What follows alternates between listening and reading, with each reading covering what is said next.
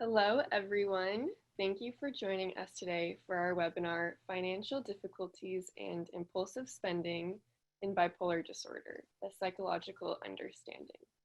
I would like to remind you all that if there will be time at the end of this presentation where we'll open up for questions. So if you're attending in Zoom, make sure to ask your questions in either the Q&A or the chat, and we'll get to those at the end. And then if you're joining us on Facebook Live, just leave a comment and we'll compile them all and we'll have a discussion at the end. So our presenter today is Dr. Thomas Richardson.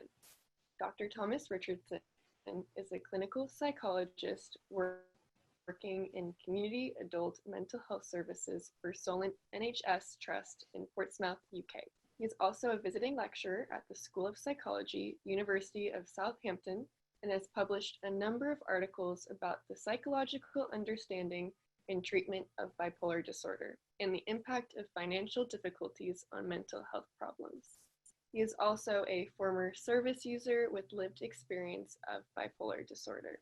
Thank you so much for joining us today and presenting your research. Thank you very much for having me. So nice talking to everyone.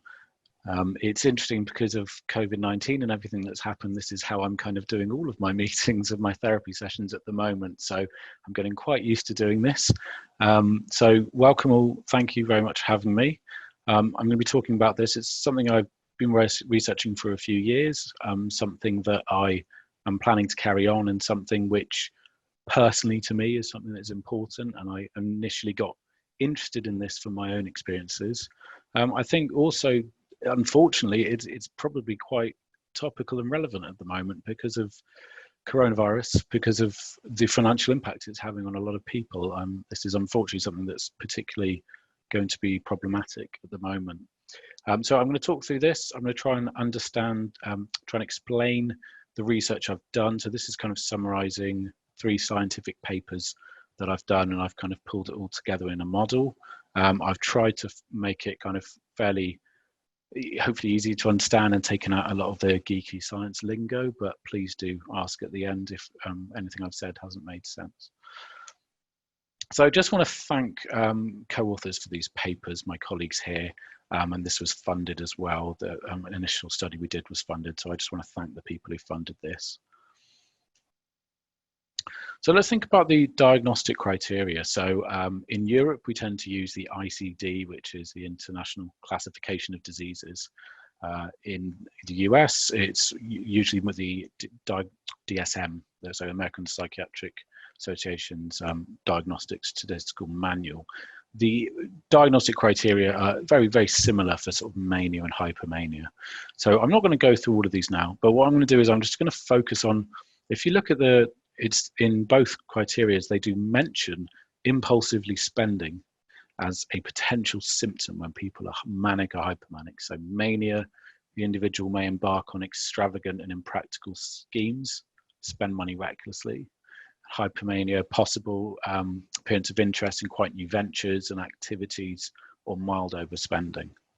So this is something that I think a lot of people will understand, and a lot of people, when you're talking about bipolar disorder, might think, oh, impulsively spending, manic. It's one of those things. I work in mental health services, and we all assume that, yes, people when they are manic might spend money impulsively and get themselves into trouble as a result.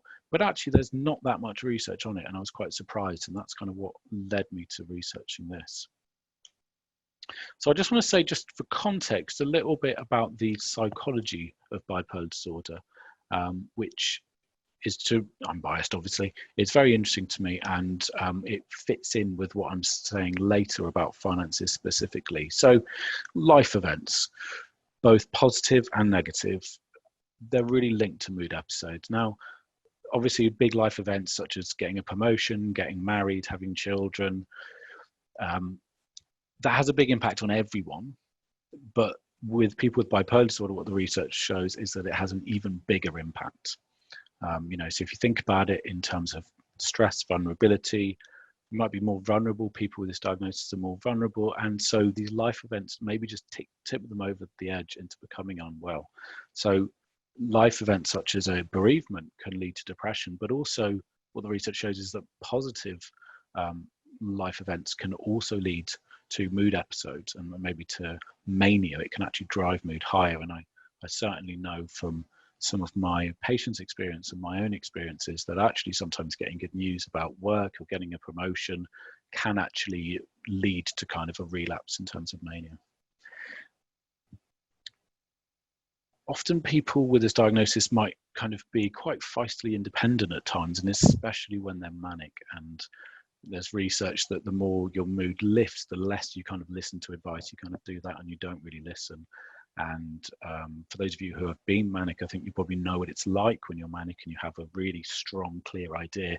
You can't think of anything else. It's quite hard for people to maybe listen to you to disagree with what you're saying. So it's like you've got tunnel vision, or as I sometimes describe it to my patients, it feels a little bit like you've got the winning numbers for the lottery. So that's what it feels like when you've got a kind of a big idea, a manic kind of grand scheme in your head. Like you've got the winning numbers to the lottery, and if someone tells you, well, that's not right, it's quite hard to hear that when you've got that mindset.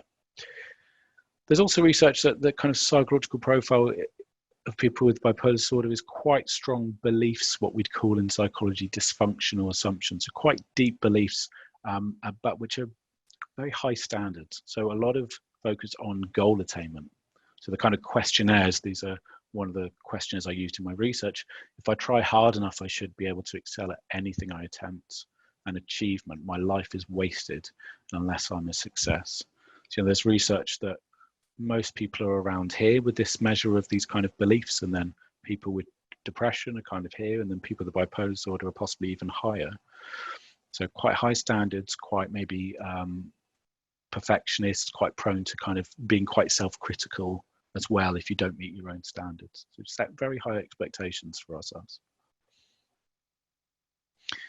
Related to that, there's also research about catastrophic beliefs about failure. So really kind of feeling like being maybe quite black and white. So I can't get this wrong, I can't make a mistake, it's unacceptable to fail.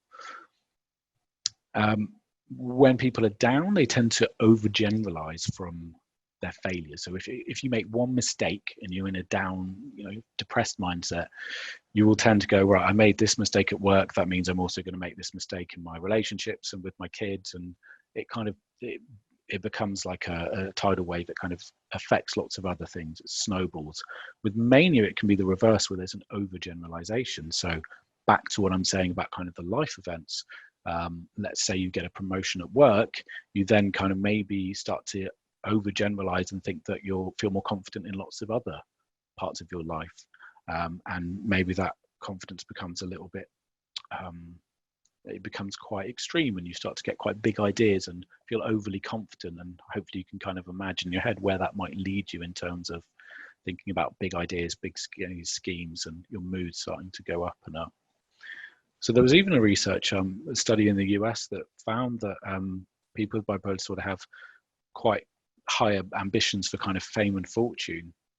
And they even did the study that they showed that they followed people up over, I think it was about a year, and people at the start were more likely to become kind of manic and unwell a few months later if they had these ambitions for fame and fortune. So if you think you've kind of got this mindset, I've got this amazing business idea, or I'm going to be on TV, and then you kind of drive yourself, you do more, you might sleep less, you might take risks, maybe you spend, and it kind of escalates into kind of maybe a manic episode.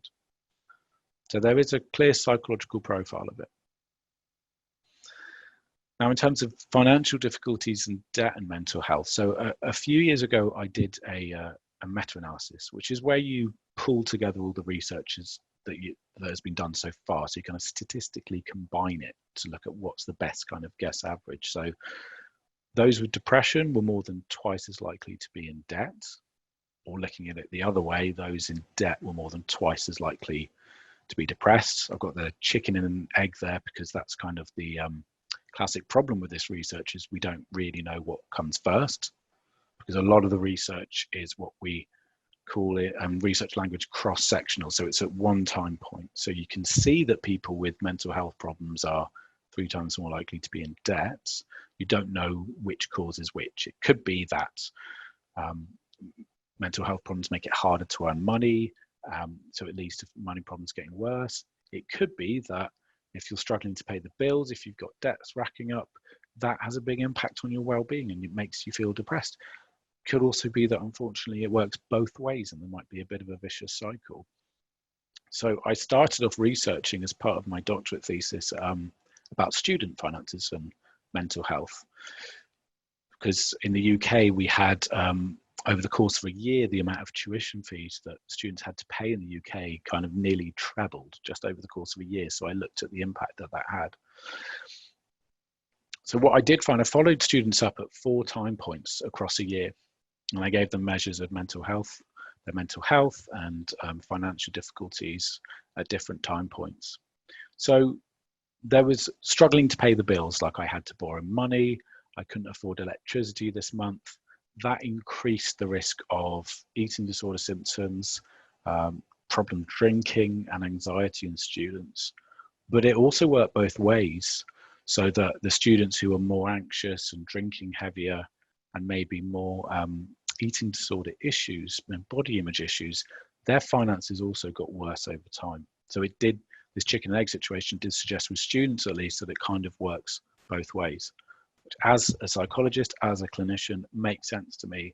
I often talk to people about when I'm doing therapy that a large part of my job is really just working out the vicious circles that we all get trapped in, whether we have a mental health diagnosis or not, and trying to think about ways to get out of those. And lots of people I work with clinically, sadly, may be prone to avoiding their finances and they get into a financial hole and that makes them feel even worse. So it's really difficult, and I wanted to understand it more because there's not a lot of research for bipolar disorder specifically. So there is some research that people with bipolar disorder are quite high risk for gambling. So this was a study from a big study of bipolar disorder in the UK.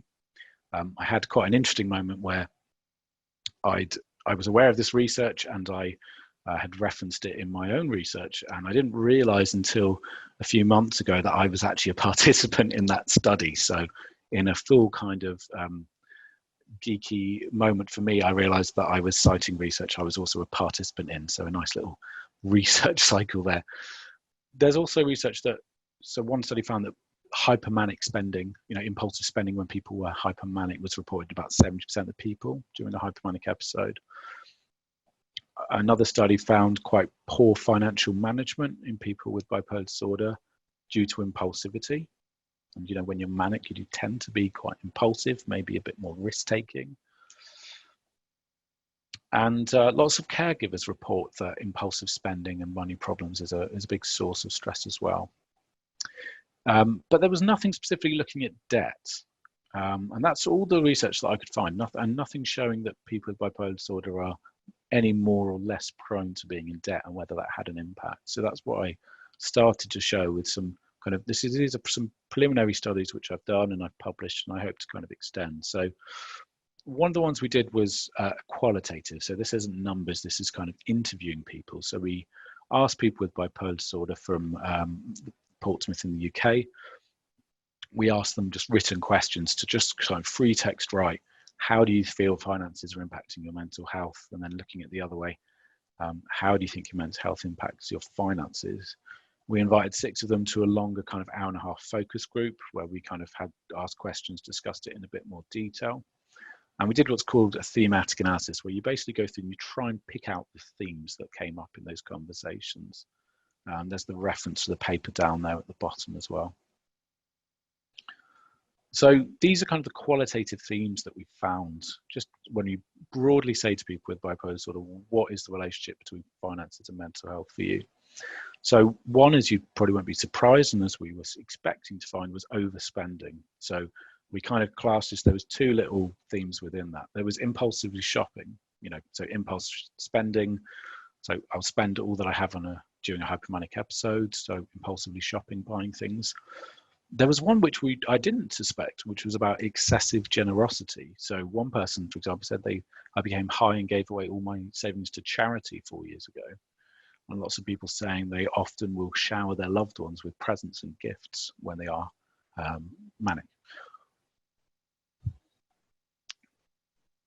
Also, a lot of people talking about feeling anxious and depressed as a result of financial problems, not being able to pay the bills, debt. So realization of debt can trigger a depressive bout. These are direct quotes from people we talk to. And sadly, the very reason I tried to commit suicide 3 years ago, there were some people who also said that it was linked to feeling suicidal as well. There was a theme about regret or guilt. So maybe not when you're kind of impulsive and hypomanic, you don't really think about the long-term consequences, but maybe people then ended up regretting about overspending, sort of saying, well, why did I do this? What are my family going to think? Why did I buy this random thing? Theme about poor planning or avoidant coping. So struggling to kind of face your fears head on, which we all do. We all avoid checking our bank balance at times. When you're down, it can be even harder to do that. So prone to burying your head in the sand, ignoring demands for payment. There was also this thing about a vicious cycle. So people also said that I realize I'm spending, I put my family in financial stress, and this leads to larger depression. And then I comfort spend as a way to cope with that. A lot of people saying as well, it's quite hard, poor employment, it's quite hard to hold down a job if you are unwell. So one person saying they had to kind of take a different job where they were earning less to find a job that was better for their mental health. And there's been a comfort spending as well. And I think lots of people might sort of say about retail therapy as a bit of a joke, but people actually going to say, during comfort spend, I do, when I'm down, I do comfort spend to try and help myself feel better. So we kind of mapped out how we thought this might look in terms of, think about this graph here, where you've got kind of the hypomania at the top and then depression. If you think about this as a mood up and down and over time, we thought maybe this is how it kind of might map out for some people. So as the mood goes up, you start to kind of overspend, and then your mood starts to kind of go down. You maybe realize, regret what I've done, or what have I done? I've spent all this money I don't have. Start to feel quite low, and it's quite hard to face your fears. It's hard to talk to the bank. It's hard to open your bills. Might get to the point where you feel really down and you feel suicidal. And then comfort spending, where you might actually just kind of spend more as a way to try and make yourself feel better, but that might lead to a bit of a vicious circle. And this isn't about blame. Everyone does this. Everyone has ways of coping which help in the short term and maybe make things a bit harder in the long run. So in terms of what we call quantitative, so the more kind of numbers side of it, where we follow people up over time. So 54 patients with bipolar disorder, 40 of them took point at 2 time points. So we tried to look at 4 months apart. So that, again, that chicken and egg question, we wanted to kind of see what comes first. Do finances worsen mental health, or vice versa? Or does it work both ways? Again, there are the references for the published articles down at the bottom there. So we gave people questions about finances, so asking about how much debt people were in, some measures about, I've had problems paying the bills, that kind of thing. There was a question about perceived financial well-being. So essentially, how well do you think your finances are? How much is it stressing you out? So how often do you feel you'll be able to meet normal living expenses? How much do you worry about your finances? Do you think your finances are going to get better or worse in the future? And compulsive shopping. So compulsive shopping kind of refers to people who feel their shopping is very emotionally driven, and they might just feel that they're addicted to shopping. So there are questions like, there are times when I have strong urges to buy. It's hard to resist to the urge to spend. So we gave people a measure of this compulsive shopping as well. We gave questions about mental health, so depression, manic symptoms, stress and anxiety levels. So again, these were repeated at both time points, 4 months apart.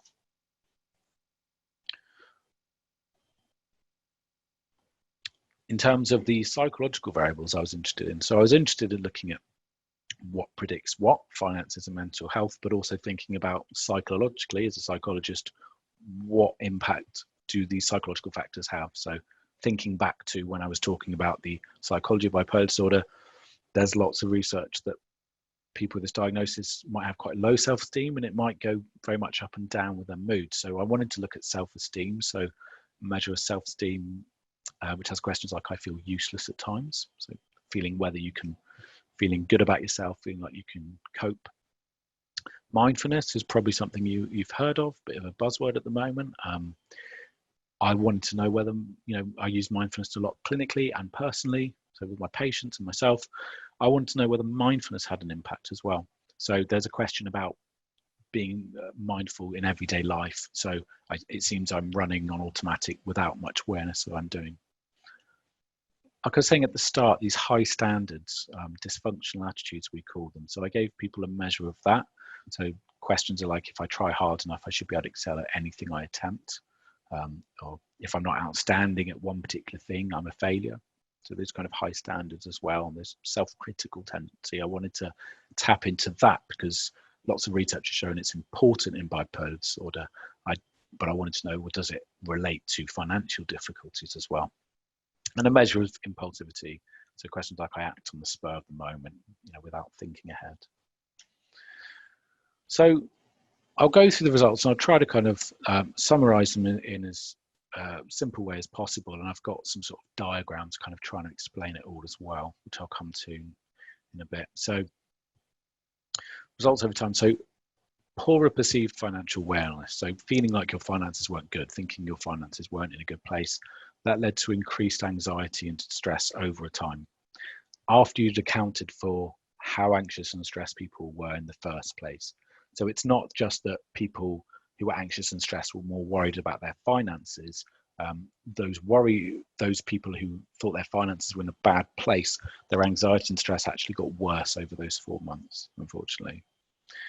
Now, what's interesting as a psychologist is how clients saw their finances, how much they were worried about them, how much they thought, whether they thought they would get any better in the future. That was much more important at predicting mental health than objective measures of debt, such as how much debt you're in or how many loans you've got, how much you owe on a credit card. That wasn't actually as important. And that's kind of it. That's in line with other research, which really shows that how much debt you're in often isn't important. It's how hopeless you feel about it, how stressed you feel about it, whether you feel there's anything you can do about it. And of course, £300, $300 of debt is not going to be a lot for some people, and it's going to be a lot for some people. So it really does differ. And as a psychologist, this is really interesting to me, but also gives me some hope, because I can't take away people's financial problems. I can't take away their debt. But if I can help them see their finances in a different way and maybe feel a little bit more hopeful and less self-critical about their finances, then maybe that's going to reduce the impact it has on their mental health. So think about the psychological factors. So people who had more money problems, so like struggling to make ends meet, struggling to pay the bills every month, they had, when you followed them up, they had 4 months later, they had more of those thoughts, really strong beliefs about, I need to achieve, this goal focused, okay? So these kind of hypomanic thoughts, like I need to achieve, I need to make a big plan, I've got to really succeed here. Perhaps not surprisingly, people who are more impulsive had kind of more financial difficulties as well. When you're impulsive, you tend to kind of spend money and not think too far ahead about what this might mean. And seeing your finances is in a poor place, it also lowered self-esteem over time. So self-esteem, feeling confident in yourself, that kind of got worse. So it had a kind of, a deeper impact beyond kind of your mood. It made people feel, quite critical about themselves and feeling like they couldn't cope. So really the strongest results were probably about compulsive spending in terms of what predicted what over time. So this is a diagram just to kind of show the relationships over time. Okay, so depression predicted greater compulsive spending 4 months later. So all of these are taking into account how much their impulsive spending was at the start of the study. Okay, so this suggests that this is worsening, their impulsive spending is getting worse over time. Stress as well, more impulsive spending over time, and anxiety. Now, anxiety was a vicious circle.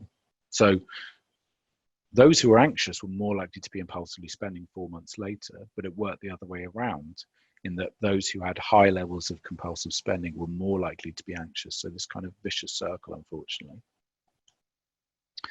These thoughts around achievement, I've got to achieve, those also increased compulsive spending. And people who were less mindful, less aware of what was going on day to day, that also led to it. And there was another, this dysfunctional attitudes, there's a scale around dependency on others. So I said that a lot of people when they're manic might be quite feisty independent and doing their own thing. But actually there was a measure of dependency, like I really worry what other people think about me, and I want to, please my family and friends, my loved ones. Those kind of thoughts also led to greater impulsive spending over time, and vice versa. So again, worry about how others are seeing you, spend more, and then that makes you worry about how others people are seeing you. So quite a lot of results I know to take in, quite a lot of findings there, and it was really, for me, it was quite strong findings, given that we only had a relatively small sample for sort of academic research. We only had sort of 40 people over time. What I'm hoping to do is kind of use this to do a bigger study with more people, so we can really think more about this and then try to develop more psychological therapies, like I said, to actually break that link. But this is a model, so bear with me, this is a model which I've tried to put, so all of those research, all of those 3 papers, all of those studies I've just talked about, trying to summarize in one kind of diagram. Bear with me. As a psychologist, I often do what's called a formulation, where you kind of draw out boxes and arrows. And this is kind of what it's like, but this is what the research said. I tried to put it together and think psychologically what might be going on here. So these are from my research. I think all of the possible links and cycles maybe between money and mental health in bipolar disorder specifically. It doesn't mean that everybody with bipolar disorder will have these cycles. It's just saying about what different ones they might be. And for some people, they might do one more than the other. So financial difficulties, not being able to pay the bills. Then there's poor perceived financial wellness. So this basically means you have money problems and then you worry about it. You feel like I'm in a bad financial situation. So it's the psychological, it's how you think about that. Drives anxiety. When you're really anxious, we tend to avoid, just like if you're scared of spiders, you don't really want to go and see a spider. It's the same with about avoiding finances. But that makes things worse in the long run. If you avoid finances, you avoid opening bills, it's not going to help your financial situation. And it's going to make you feel more anxious about it in the long run. And a lot of my work is trying to get people to face their fears. Those financial difficulties might also lead to kind of hypomanic thoughts, cognitions we call them, around achievement. I've got to achieve, goal focused, so maybe thinking about how am I going to get myself out of this financial hole. So I think what happens is that maybe people have a plan to kind of make money, actually, they feel broke and then they get a big idea, a grand scheme, that makes their mood lift. I've got an idea, like I said, this feeling like I've got the winning lottery numbers, the hypomania goes up, they maybe feel more impulsive and take risks. Maybe they spend money to make money. I think that's maybe what happens, actually.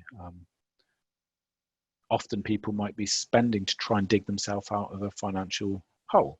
And I can certainly think my first manic episode when I was 18, where I was impulsively spending, it was all around a business, and that was probably related to a bit of a financial hole I was in at the time, where I was, thinking about how I was going to pay for university and that kind of thing. So impulsively finances better as well. So we also found that people who were kind of going without items, so people who couldn't afford to kind of buy new clothes, that kind of thing, that lowered their self-esteem. They felt like bad about themselves. Maybe that fueled feeling depressed, often suicidal. If you're depressed, if you're suicidal, you're not going to be as in the moment. You're going to be kind of ruminating and lost up here, so maybe not as mindful. And then maybe if you're not as mindful, that then leads to compulsive spending.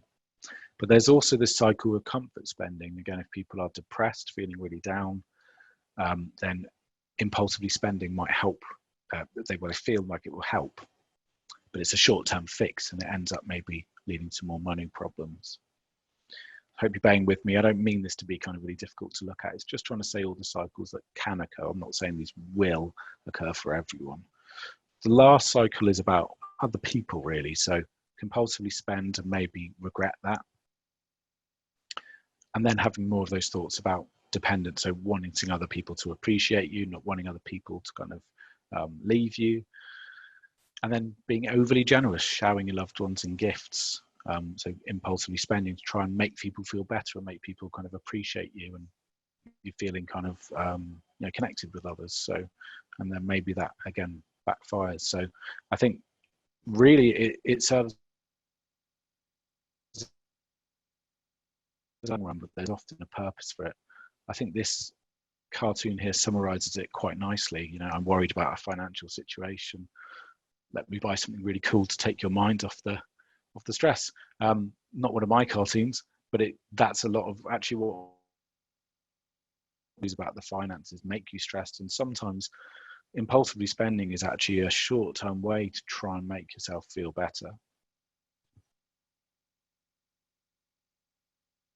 Try and play a bit of a video now. This is just someone I found on YouTube who is talking about manic spending, and I just want you to, just a couple of minutes, I just want you to listen and try and think about some of the stuff I've talked about patterns and a purpose, and whether this might apply to this young woman here. It does have a swear word. I do apologize in advance for that.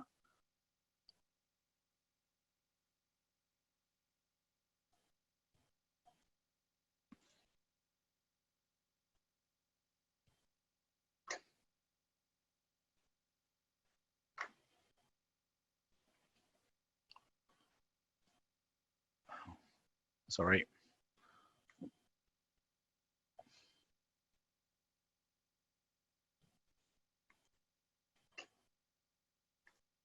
Okay.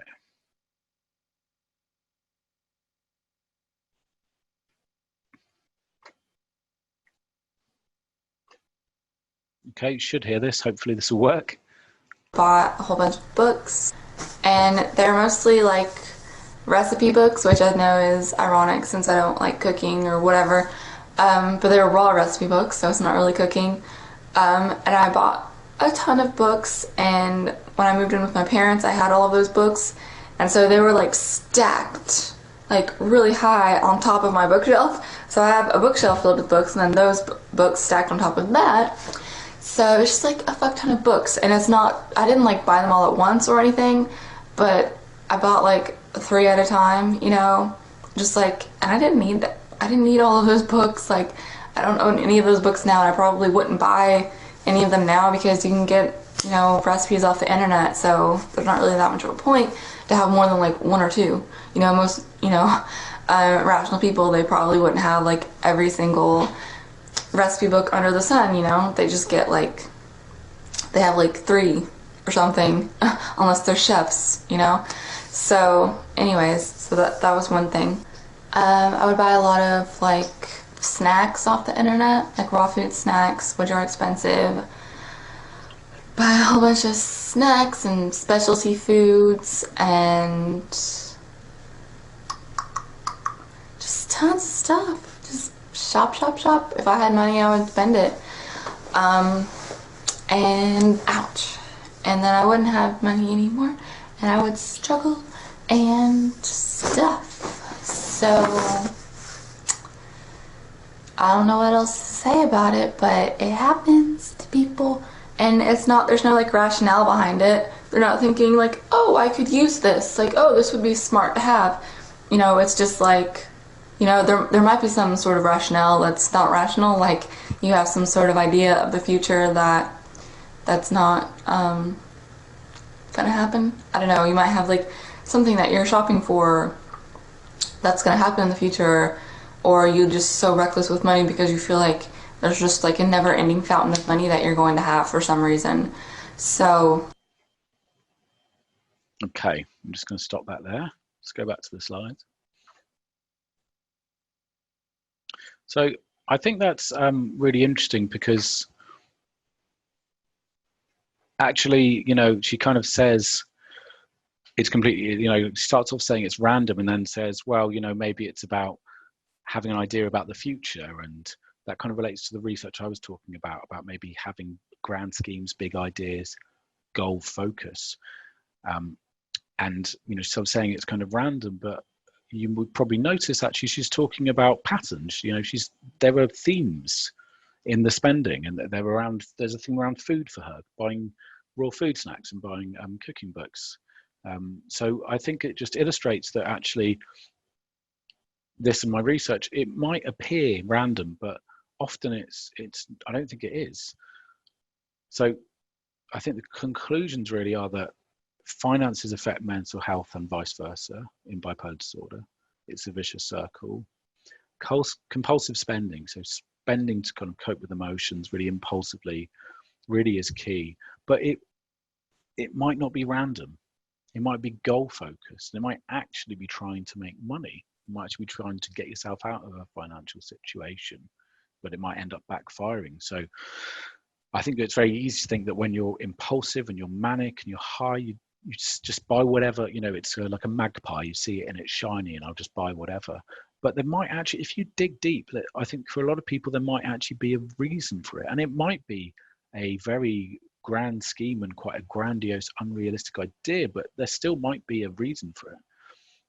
So I'll give an example from my own life. Again, when I was 18 and I went, just before I went into hospital, I went into a shop that I'd never been in before, and I brought like 6 djembes, like the big African drums, because I'm a drummer, and like 6 of them just at once, bought them all.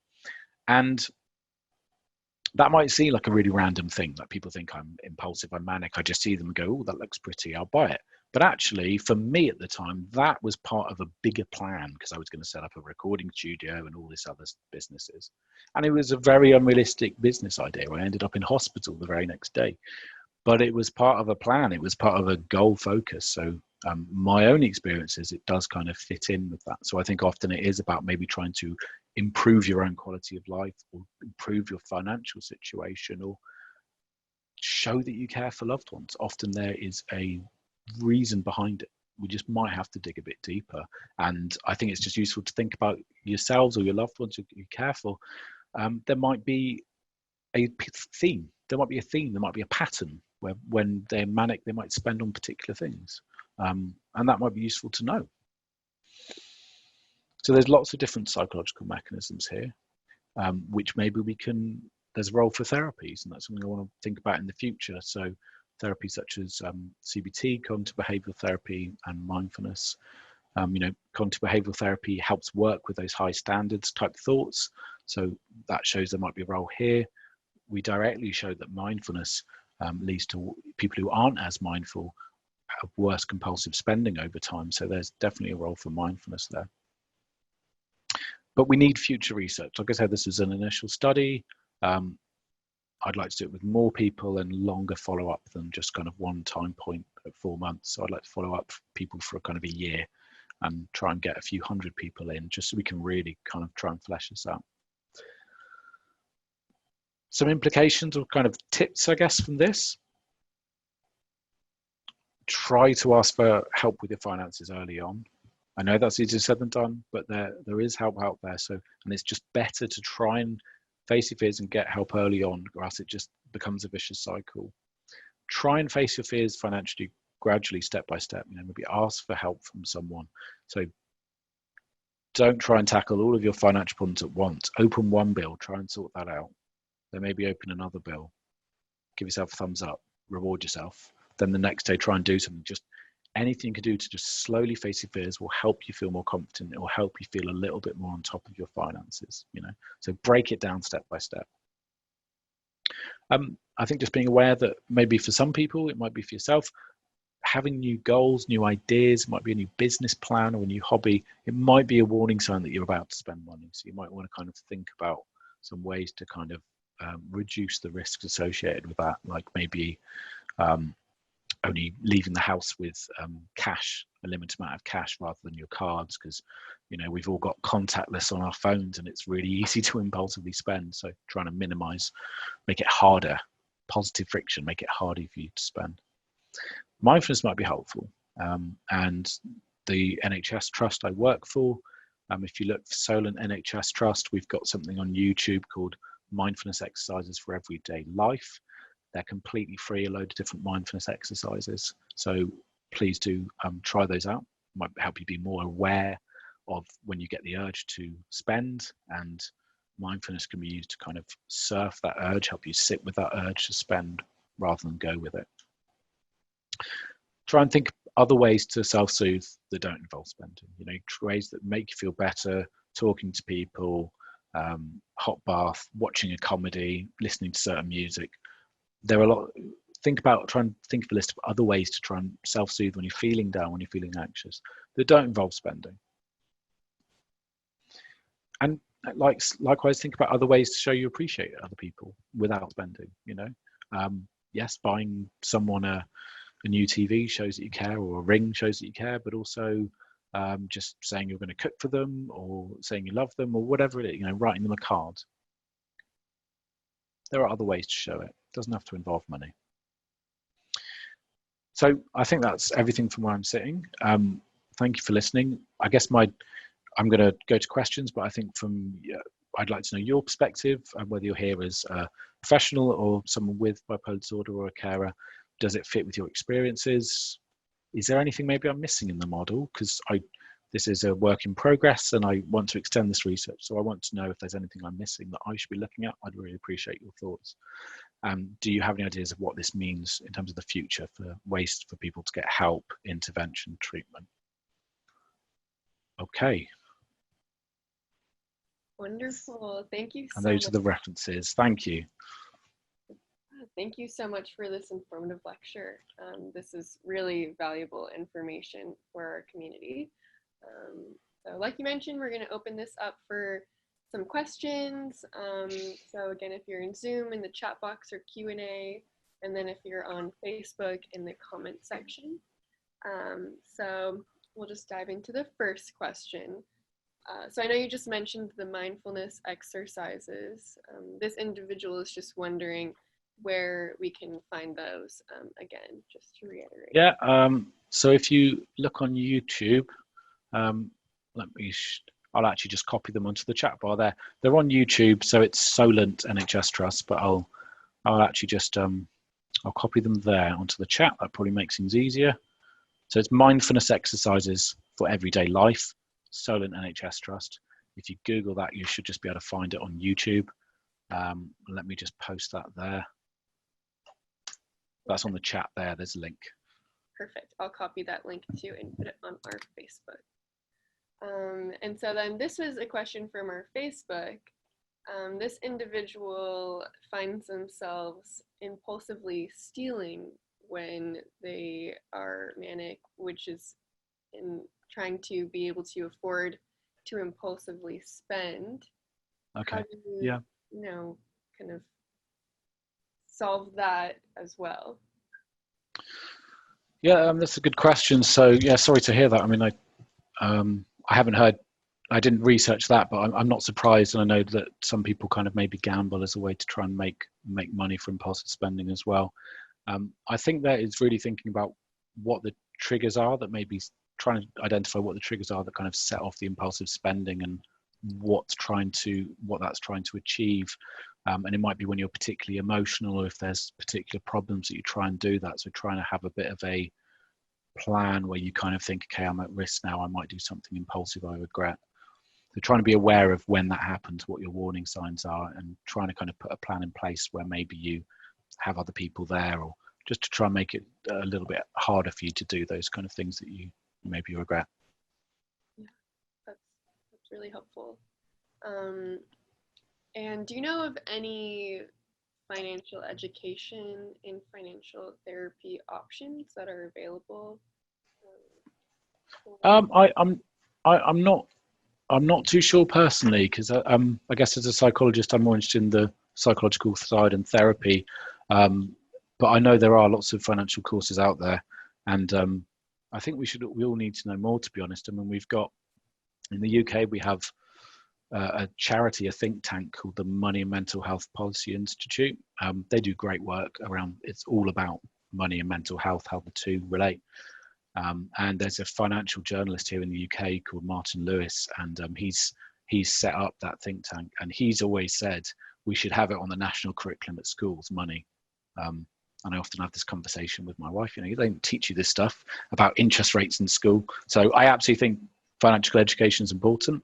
I'm not sure where to recommend it, but I would say as well that as a clinician, you've got to work on other problems as well. So if you're highly anxious or feeling really down, it's quite hard for you to kind of take in maybe some of that information about financial advice. So keeping it simple might kind of help you take that first step. So don't throw yourself in the deep end straight away. Try and learn a little bit and build yourself up, build your confidence up. Yeah, wonderful. So this individual, their husband has bipolar disorder and has a problem with spending money. And their two sons have bipolar disorder. So just wondering if you have research on caregivers and their relationship with impulsive spending, and what tips you might have for people who are trying to talk to their loved ones about their spending. Okay, thank you. That's a really good question. I'm sorry to hear that. So there was this study that showed that it's a source of, not my study, but other researchers, it is a source of significant stress for caregivers.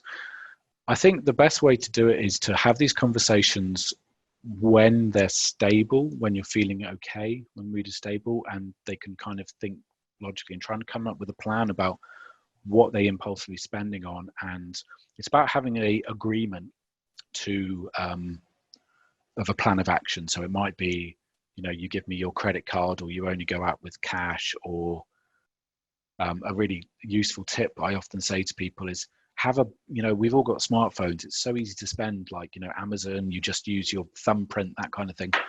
Have a backup, really old Nokia, no internet phone. And if you're starting to get manic, just use that. You can use it to get in contact with people in emergencies, but you can't impulsively spend. But have those conversations, I think, when you're well, have a plan agreed and maybe write it down. You have a copy, they have a copy, so that it's like a contract saying, look, when I'm getting on well, you have my permission to try and do this, to try and maybe limit how much I'm spending, or to put a freeze on the credit card, whatever it is. Have those conversations when they're well, and then it's more likely that they'll be, and if they've involved them, that they'll be okay with it when they're maybe starting to become unwell. And the earlier the better, really. Yeah, perfect. All right, let me look through some of these too. A lot of people are asking about, different resources for people with bipolar disorder, and once they've established it. I think we've kind of covered that.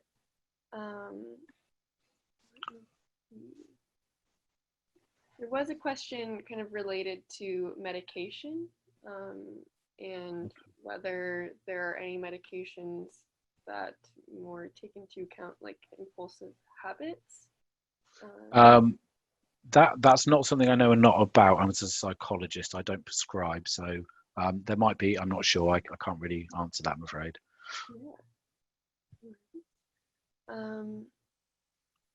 I think that might be kind of the general questions. If anyone else has additional questions, please feel free to email me, and I can relay the information and try and answer those myself too if I have any resources that I can find. So yeah, I think that's where we'll end it off today. Thank you so much for presenting this, your research. I know that this has been incredibly helpful, and your models and graphs were so easy to follow and were really great to kind of wrap your head around the habits and how, your impulsive spending can be affected by so many different things. So thank you again. This webinar will be available on our Facebook Live as a recording. It'll be on our YouTube channel, and it will be on our website. So I invite you all to visit www.ibpf.org to learn more about our upcoming webinars And you can stay connected via our monthly e-newsletter, where this webinar will also be linked. So we thank everybody for attending, and we wish you a wonderful week. And thank you again, Dr. Richardson. Thank you for having me, and it's nice to be able to share my research. Thank you for all the feedback, and yeah, thank you for having me. Of course. Bye, you guys. Have a great day.